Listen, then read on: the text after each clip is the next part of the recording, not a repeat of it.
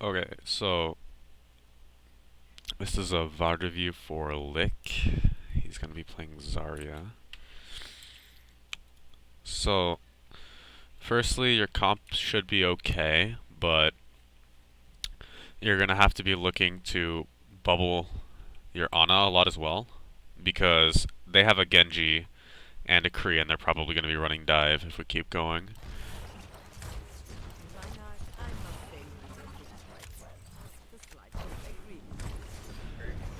You also look like you have 0 frames. They're playing Sigma Diva, so their Diva is going to be looking to get your Ana like as soon as you can, or as soon as they can. And they're probably going to be going in with the Genji as well. Genji, Mercy, and Diva. Yeah, no, they're just going full dive now. So you have to be looking to protect your Ana most. Your Junkrat should be okay, and your Kree should be fine if he plays in the right position. So, firstly, I like what you're doing here. You're going for poke, but you could have also just gone through... You could have gone through this room here, taken the high ground from them so that they don't have a place to set up the dive, and you would also probably be more in LOS of your Ana if you were there.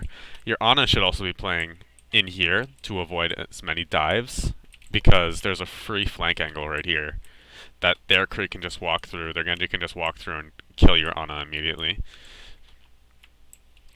Bubble. I don't know how much charge you got from it. You got almost 40 charge from it, but it was a very, very early bubble.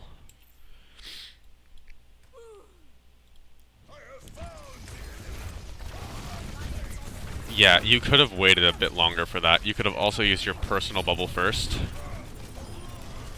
Good tracking there, but your target priority... Okay. Again, remember what I said about looking for your Ana. As soon as you got this kill here, your Ana was probably... Where the fuck is your Ana? Your Ana's playing behind you. And... their Kree, wherever the fuck he is... Where is their Kree is the question. Their Kree is playing high ground where he should be playing. So because their Kree is here, your Ana is out of position, you're out of position, your Junk is out of position, and your Mercy is out of position because you weren't taking the high ground at the beginning to deny their dive. Your target priorities, as far as enemies should be, is you should be looking for either A, their Diva, or their Mercy. And then you can also be bubbling your Kree so that he can take free shots on the Ana or the Kree. You have to be looking for who needs bubble most, because it's more impactful if you get the bubble off on one of your 2 DPS than if you get one on your Reinhardt when he doesn't need it, there's no CC coming towards him, and you don't get max charge. I'm gonna keep going.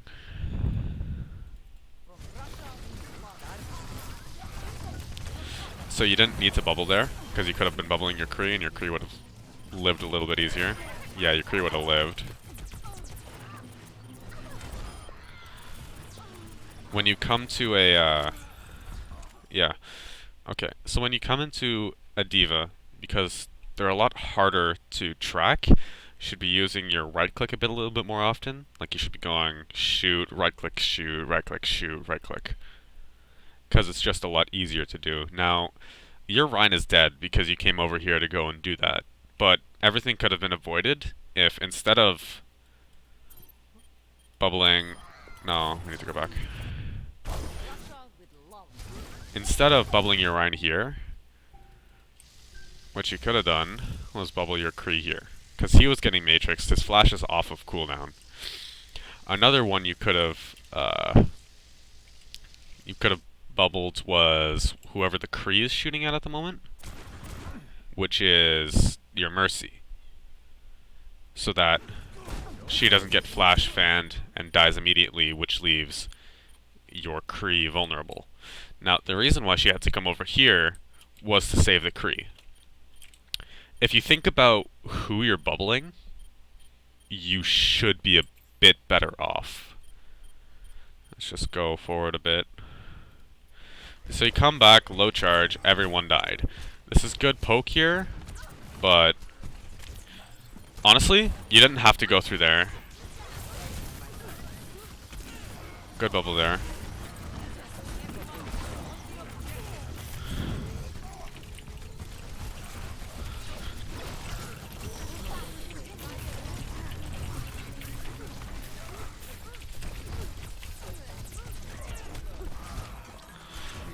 Okay, let's go back a bit. So here, that's okay target focus, but their Ana over here has 1 HP. You could have probably tossed a right click here or here by walking out of the bubble, because firstly, yeah, your Ana's dead. You probably shouldn't be taking this fight. You should be coming out, because now their Kree is on the flank. Your Mercy's gonna die, and then you're gonna die because you just have no sustain.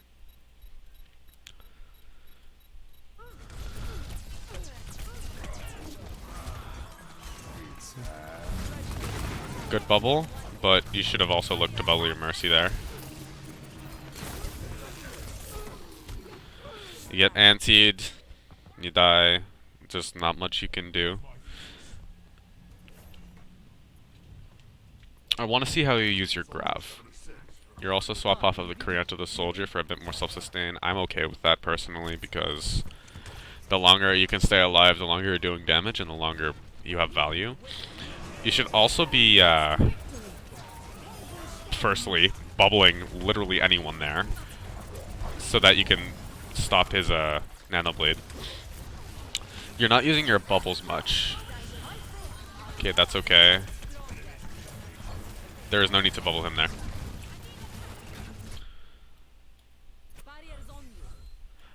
I don't like the bubble onto the Soldier here. Mainly because your Brig is taking a lot of damage here and getting pressured.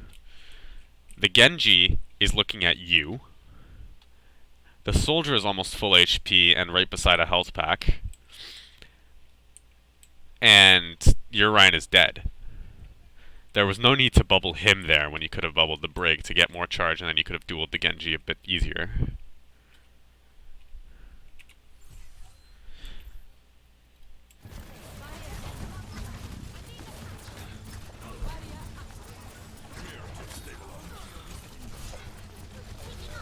Yeah, you would have been able to kill him a bit easier. You should have bubbled the Brig there. So, basically, right here, there was unavoidable damage coming onto your Brig. Because she had just come out of the trap, she was going to be getting monkey lasered, and she has a diva shooting at her as well. If we look from this perspective, yeah, the diva is right there, and the Genji just shot from here into the choke. If you had bubbled to there, she probably could have gotten out, her Inspire would have procced, and everything would have been okay. Your Mercy's also not looking at the right target. At this point, you just need to come out. You need to have been out a long time ago, because your Rhine has just respawned. Which means you've been in here for about 10 seconds, maybe more, and you're not doing anything besides from giving them ult charge. So as soon as your Rhine died, you probably should have just come out and waited back here.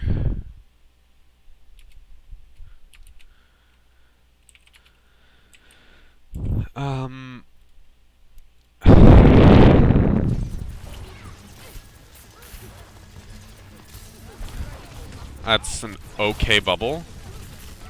You bubbled the junk right there. That was probably one of your better bubbles that you could have done, because it got him out alive. It also looks like your frames are dropping a lot.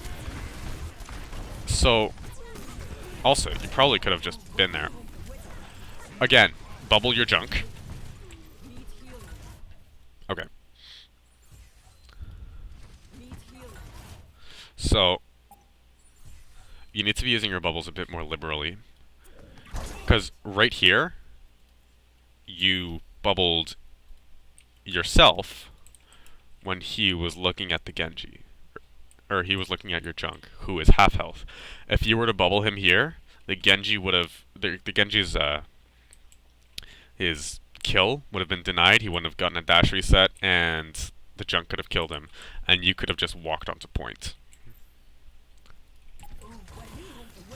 But this long rotation right here could have been avoided by waiting for your bubble a little bit longer until you come to right about here on the point.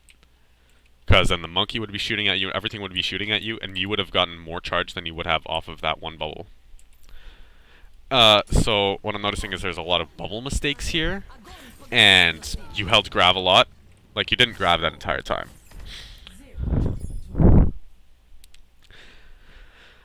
Your positions and your rotations are a little weird, but it should be okay. No. It wasn't okay there because the enemy team just capitalized off of your positional and your bubble mistakes. You need to be bubbling people faster and shifting your attention quicker as well.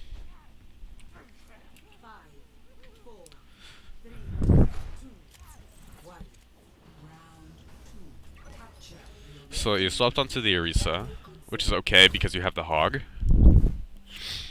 So the main thing about Orisa is you want to be thinking about where you want to put your shield before you do it. And every time you put down a shield, you want to think about where you put it. Firstly, never do that.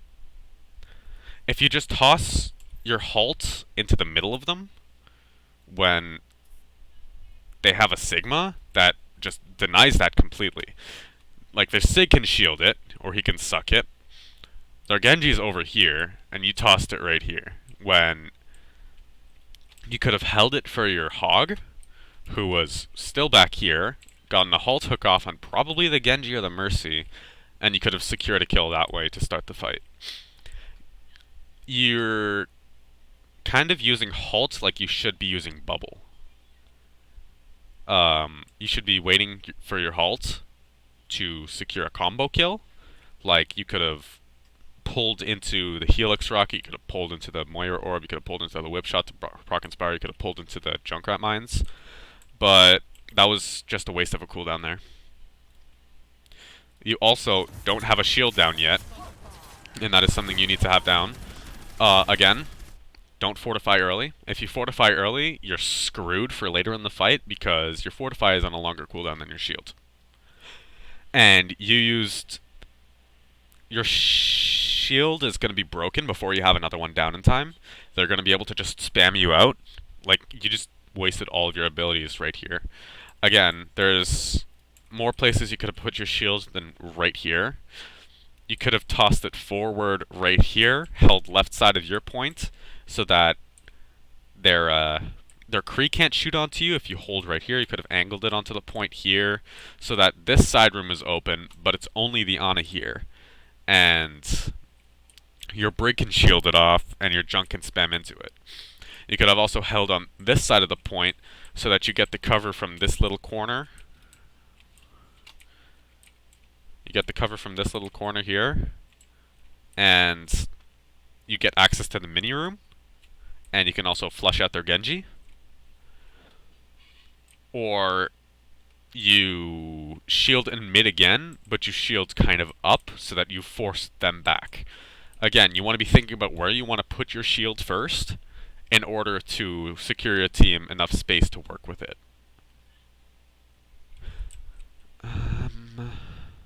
Let's see. Let's go back to you. So now your fortify is on cooldown, your shield is on cooldown, and your shield is about to be broken. Now, the thing here. Your Hog has just used hook because you didn't have your pull. Which means now you're waiting on his next pull so you can pull.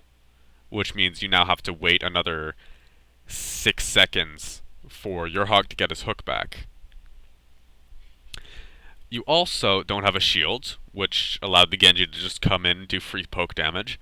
And you don't have Fortify for when the monkey comes onto you, or if the Orisa starts shooting at you, or if the Kree starts shooting at you from up here, if the Genji comes back again, or if the Ana decides to nade you. Again, your shield is off cooldown, or it's on cooldown right now? No, it is off cooldown. So you should be placing it almost immediately. You want to have your shield uptime maximized so that as soon as your shield breaks, you can put down another one and essentially cover most of your field for the longest time possible. Because the longer your shield is up, the less damage your team is taking, and the less damage or the less ult charge they're getting, and the more space you have secured. That shield reaction was a little late. Pulling the Genji is okay, but your hog was there. There's no follow-up. You should always be shooting, mainly. Just trying to build your bongo, because your bongo will secure fights on its own. It's a good pick there. It looks like you're lagging out. You shield down. Shield down yet? No. Your shield is still not down. You wasted your pull again there. He was trapped. You had no need to pull there. Your shields could have been down a lot earlier. You would have had another shield by now if you had placed it as soon as your old shield broke. And 2, you could have held it up here so that they'd have to push through you as you're holding up here. You could have held it up here so that your junk can get the free spam damage. Or you could have angled it a little around these posts so that your soldier and your Moira have more room to move. You could have also come through here to set up a shield if your team wanted to hold in here to kind of deny them that mini and that space. You could have also started holding high ground over here, but it doesn't really matter. Because you've won the fight. Again, your cooldown usage could be better.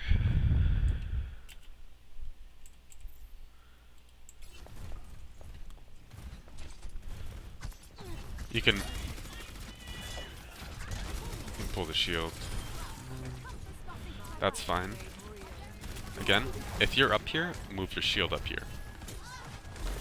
That's good, but it could have been done earlier. Pulling above shield is okay, but hog isn't there to follow up. I don't know what you're shooting at there, but that's good. But you gotta put your shield up, man. Gotta put your shield up. You could negate essentially that. That was okay. But it could have been a little bit later. Depth perception is okay. So I'm just gonna go back to the flux. So you fluxed really early in here. Basically, when you get fluxed, you want to be taking as much damage as you possibly can while you're up here to sort of have them focus on you, and then pop your fortify so that you drop down to the ground and the damage is negated. And you wait a little bit longer to have fortify up. You also need to drop your shield as soon as you have it to block off the high noon, because you can block 2 or 3 shots, which will save 2 or 3 teammates from behind you. Now, their Kree is going to be walking right here, and when he walks... Okay. When he walks right here, he gets free view of these 3 teammates. But because you decide to hold right here to save your own life, which you don't necessarily need to do as a main tank, you should probably have just dropped a shield either on this corner or over here. Preferably this one, so that you can block off some of the Zarya pressure. And again, it's about using your cooldowns correctly. You have pull here, so you could have pulled their creep back a bit more to sort of stop this high noon from working, because they don't have a Lucio to speed him.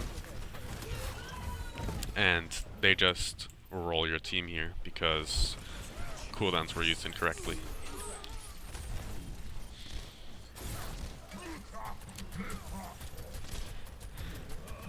Your hog just carried that fight.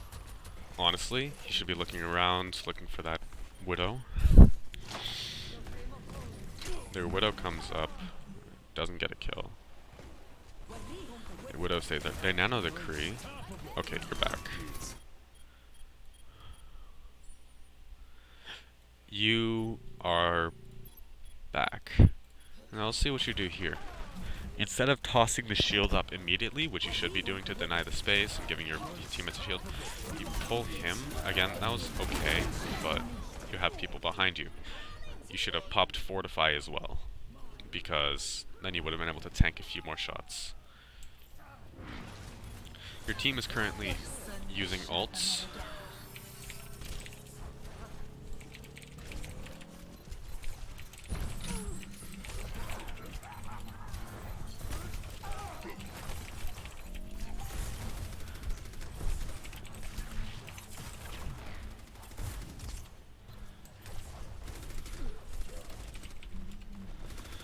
Okay, you're back. I missed a bit.